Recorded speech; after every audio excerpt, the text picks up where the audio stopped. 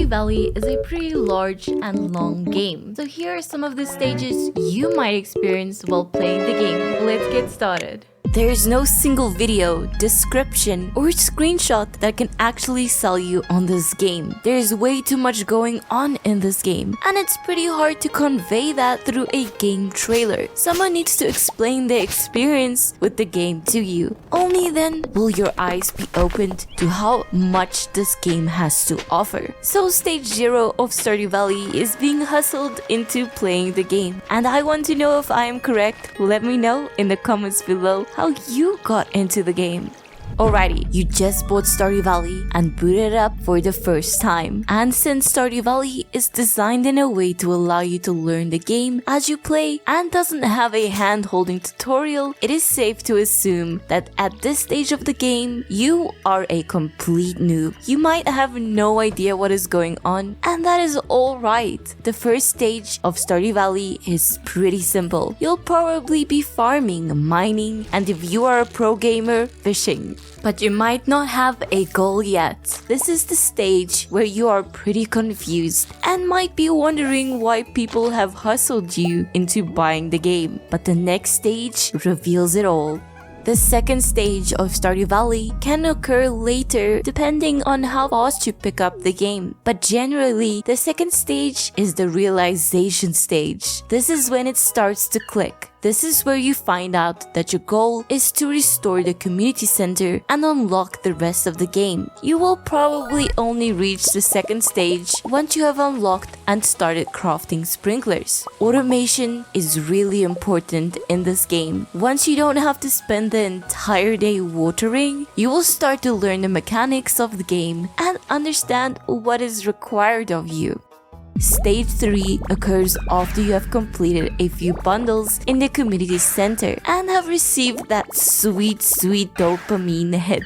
This is where you start to get a little bit addicted to the game, and your entire playstyle is geared towards completing goals and community center bundles. This stage is when you start to look up some guides on YouTube or learn that the Stardew Valley wiki was there the entire time, just waiting for you. Your goal at this stage of the game is to complete the entire community center and make as much gold as you can. You just know something amazing will happen after you complete the community center. This is also the stage where people start finding favorite villagers and might start deciding who they will marry in the game. Stage 4 is when you have completed the Vault bundle and reached floor 120 in the regular mines. Yes, this is where you learn that there is an entirely new dungeon in the game. You learn that the enemies are considerably harder and that the rewards for conquering the Skull Cavern is worth the difficulties. Yes, this is the adventurer stage. To be honest, I think the adventurer stage of the game is my favorite by far. Stage 5 occurs right after you have completed the community center. Finally, after 1 to 2 in-game years, you have completed the community center and this massive goal is finally achieved after hours of hard work and dedication. You might also be married at this stage of the game. But what now? Well, this is where the game starts to get really interesting. This is where you get access to some of the endgame items and buildings. And most importantly, this is where you unlock Ginger Island. Your main goal is now either to make tons of gold for obelisks and golden clocks, or you can go straight over to Ginger Island and start finding golden walnuts. Yeah, you will need to find 100 golden walnuts in order to get access to Mr. Key's exclusive room. Finding all of the golden walnuts can take a really long time if you have no idea where they are, or if you are not fully prepared. Finding them is quite the chore, but each time you find one, you will get that mini dopamine hit that gives you the motivation to find more. YouTube recently added this research tab, and my viewers mostly search for golden walnut videos. So yeah, I think finding the golden walnuts can be its very own stage. Anyone who's currently on this stage of the game, good luck. After hours of grinding, you have finally found at least 100 golden walnuts And that means you now have access to the extraordinary key quests and a specialized key store with some of the best items in the game. This is where the game gets extra interesting. Some of these quests are really challenging, and as an added bonus, there is also a time gate on all of these quests, but successfully completing these quests will reward you with the legendary key gem. Your new goal in the game is completing these quests, collecting as many key gems as possible, and purchasing those sweet endgame items.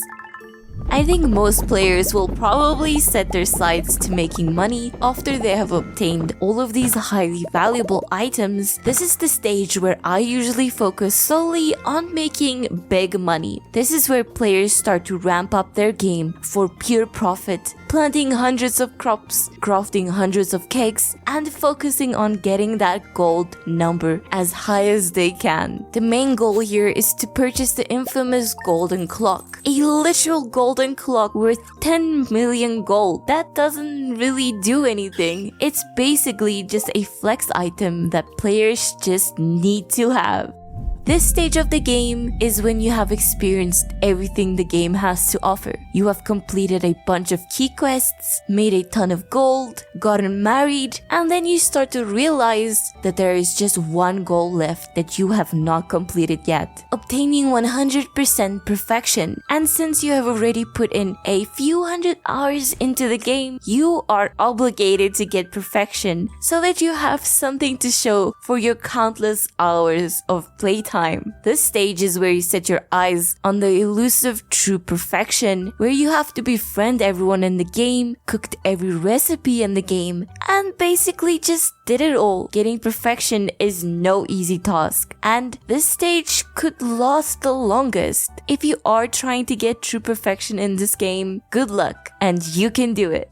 And now onto the last stage of the game. This stage can occur for players sooner than this. And this is where you take a step back and look at the game as a whole and realize this game has no end. You can't actually finish this game because there is no end. And that is when you have decided to put the game down, to quit Stardew Valley. But in reality, you cannot quit the game. You know you will come back to this little gem at some point. Usually, we would return to this game when a new update hits, but I think it will be a very long time until we get another update. So let me know in the comments below, how long will you continue to play Stardew Valley without a new update? What? 73% of you guys are not subscribed? Fix this bug by hitting subscribe right now. It's just one click away. But for now, I will see you in the next video.